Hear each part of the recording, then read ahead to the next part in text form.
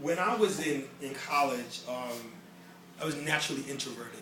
So when I first came to this country, for those of you who came late, I was born in England, and I had a huge speech impediment. So I could not get out the word I and the. And we all know, right, that's a very common word in this English language, right? So I was like, I could not get it out. So fast forward, when I got to college, very timid, but sports kind of helped me break out of my shell. And my sophomore year, I had a roommate, and he came to me and said, hey, look, you know what? At that point, you know, I'm a straight A student, and he's saying, look, I'm a C student, you're an A student, but guess what? If we're interviewing for a job, guess who the employer's going to hire? You and me. And I'm saying, maybe me? He was like, no way. He's like, I know you since high school. I think you're a great guy, but the reality is I was stuck in a box. I didn't communicate well. I didn't speak to people. I wasn't as friendly as I probably should have been.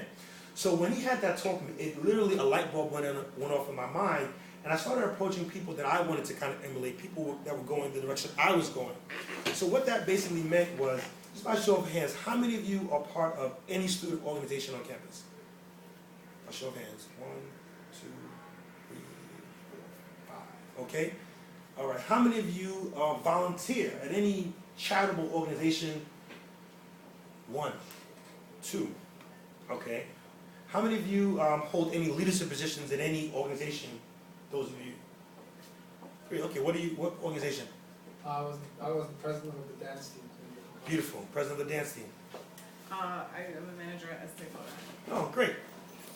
President of Business Leadership Society. Okay, we need to talk. Okay. President of my sorority. Sorority, great. And the reason why I say this, guys, is because it's a competitive market out there. So what gives you guys the advantage, whether you're looking to own your own business, going again to the public sector, or going to corporate America, is literally getting involved.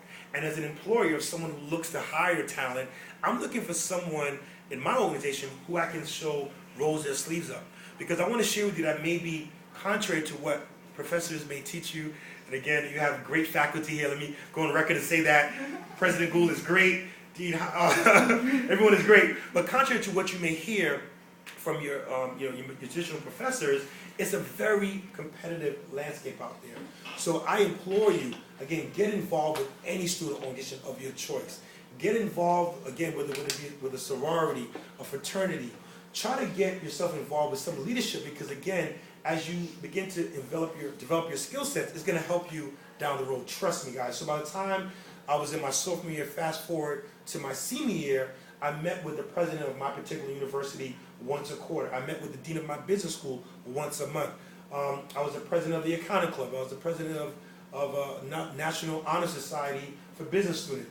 I was involved. And the reason being is because when I realized that I was coming out of a very small school called Clark Atlanta, and I realized that I'm going on an interview against someone from Harvard or Yale or Princeton, what was the advantage that I had?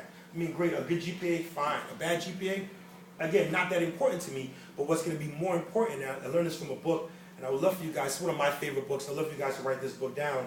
It's called How to Win Friends and Influence People by a gentleman by the name of Dale Carnegie. And when I read that book, it changed my life. And the reason is because the book stated one simple principle, and it said this: 85% of your success in life is going to be determined by your interpersonal skills, 15% by your technical knowledge. So for example, right, this is 15%. That's all? That's all. And the reason is this, right? Let's say, for example, I'm here and, I just finished interviewing for this program with Goldman Sachs, and let's say my plans call for me to raise another $5 million, and I'm looking for one sharp analyst to help me. Who I'm going to pay $100,000 plus give a 20% bonus. Anybody interested? Am I in Brooklyn? This is Brooklyn College? Let me try this again. Hold on. I'm going to raise $3 million from Goldman Sachs. I'm looking for one sharp analyst to pay him $100,000 coming out of college with a 20% bonus. Anybody interested? Yeah. All right, thank you. Here we go. Now we're in the right classroom, right? But the idea is, what's going to separate you from the other 1,000 people that I'm going to talk to?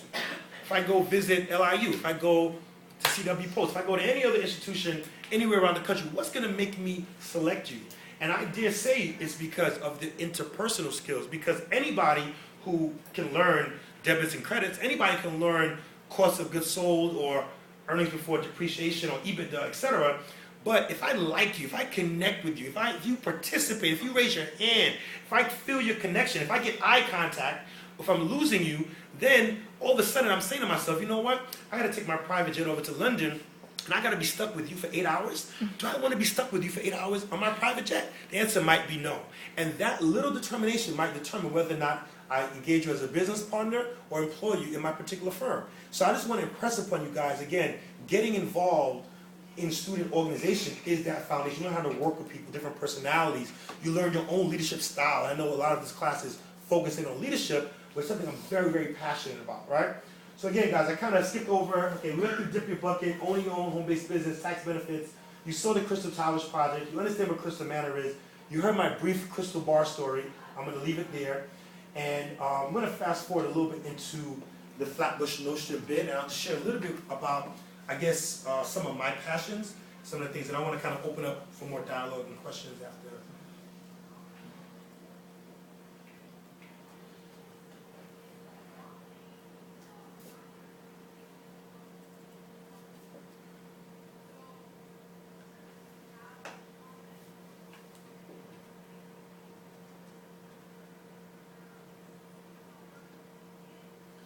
So, is anyone familiar with what a business improvement district is, or a BID?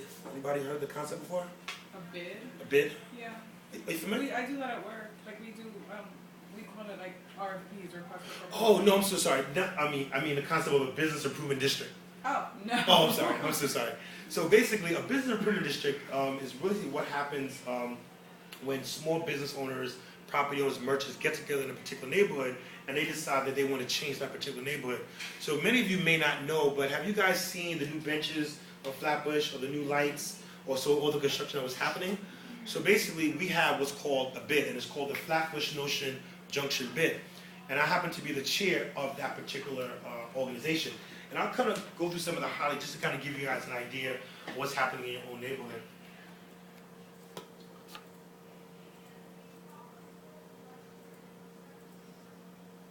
So as you see, this is the actual community board we're in.